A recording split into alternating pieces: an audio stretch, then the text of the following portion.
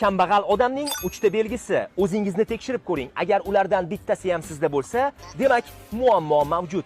Birinchi, pulni ushlab tura olmaslik. Agar siz bir narsani sotib olishni xohlasangiz, uni o'sha zahoti xarid qilsangiz, demak bu qo'ng'iroq sizga chalinyapti.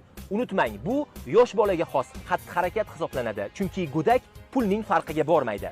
Ikkinchi, pulga o'ynaladigan o'yinlar.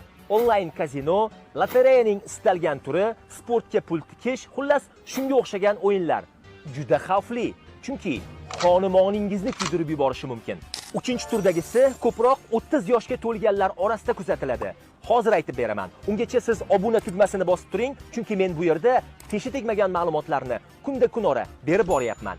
Demak, uchinchi, sizda qishki etik bo'la turib, aksiya bo'layotganligi uchungina ikkinchisini sotib olasiz. Unutmang, keraksiz jihozlarni zaxiraga to'plash bu hamyoningizni falaj qiladi.